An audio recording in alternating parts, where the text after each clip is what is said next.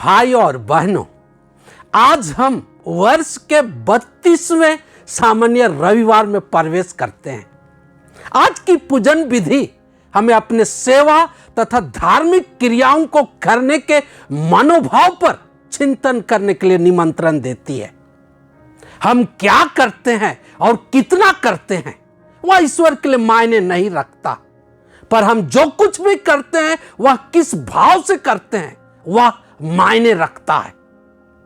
उस क्रिया में हमारा कितना प्रेम, सेवा, समर्पण, विश्वास और ईमानदारी होती है उसे ईश्वर देखता है। इस दुनिया में कई लोग ऐसे हैं जो दूसरों का ध्यान आकर्षित करने और दिखावा के लिए अनोखा और बड़ा काम करते हैं ताकि उसे देखकर लोग वाह वाह करें, उससे उनकी प्रशंसा हो, उनकी रुतबा बढ़े आदि।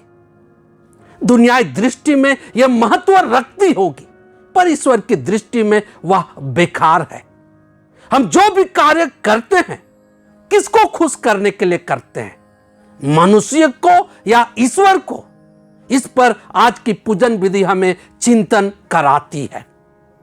बाइबल हमें बताती है कि ईश्वर सर्वशक्तिमान है, वह सब कुछ कर सकता है, उसके लिए कुछ भी असंभव नहीं है। हमसे उन्हें कुछ नहीं चाहिए, पर कई बार वह पड़ोसी प्रेम के द्वारा हमारा सहयोग चाहता है। वह चाहता है कि हम उसके द्वारा प्रदत्त प्रतिभाओं, क्षमताओं और संसाधनों के द्वारा जरूरतमंदों को उदार भाव से मदद करें। अपना उदार और सेवा भाव दिखाकर हम उस पर भरोसा करते हैं, इसका साक्षी बने।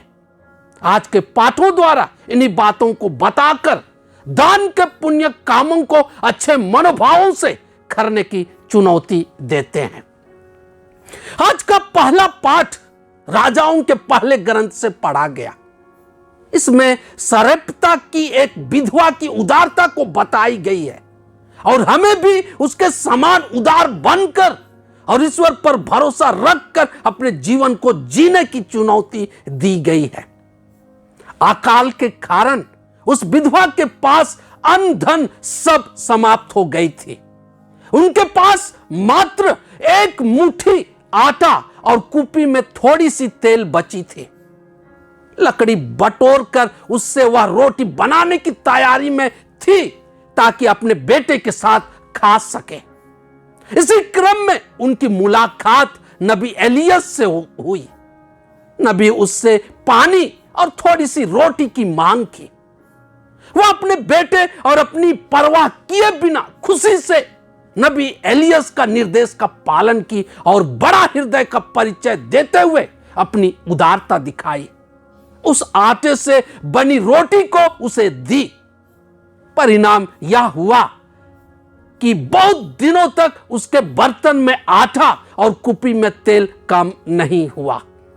नबी, विधवा और उसके बेटे को खाने के लिए कई दिनों तक रोटी मिलती रही। उस विधवा की उदारता और ईश्वर पर विश्वास के द्वारा वह बड़ा चमत्कार हुआ। इस घटना में विधवा नबी एलियस को जानी कि वे ईश्वर भक्त हैं और वह बड़ी उत्सुकता और तत्परता के साथ अपने पास उपलब्ध संसाधन से उसकी जरूरत को पूरा कर उदारता पूर्वक उसकी सेवा की। इससे ईश्वर खुश हुए और नबी के माध्यम से उस परिवार को आशीष मिला।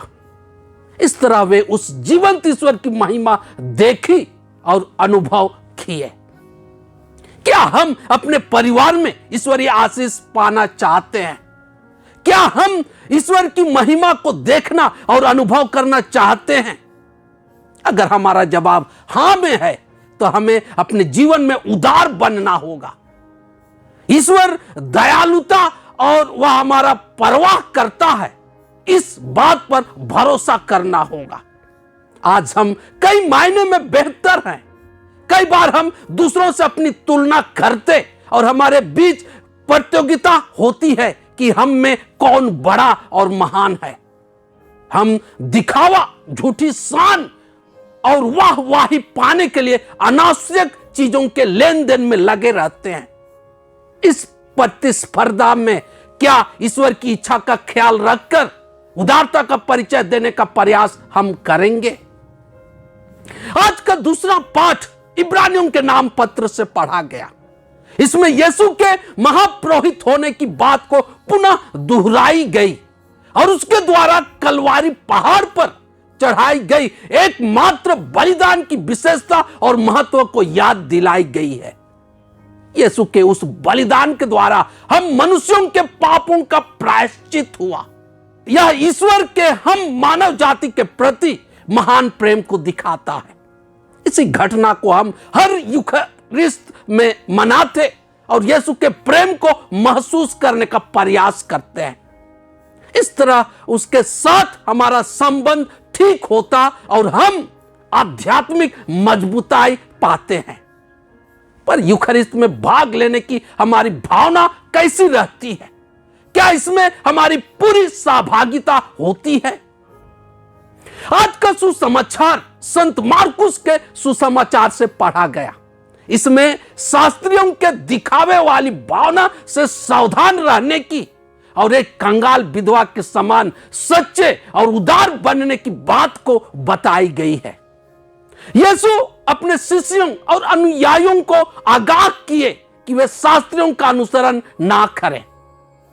क्यों यीशु ख्रिस्त अपने अनुयायियों को उनका अनुसरण करने से मना किए?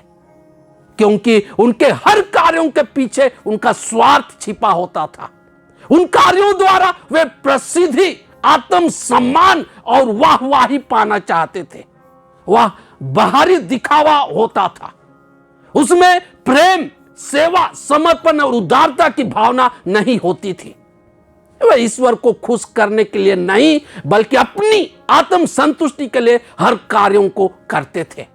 उनके हर कार्यों में घमंड और बड़पन होता था।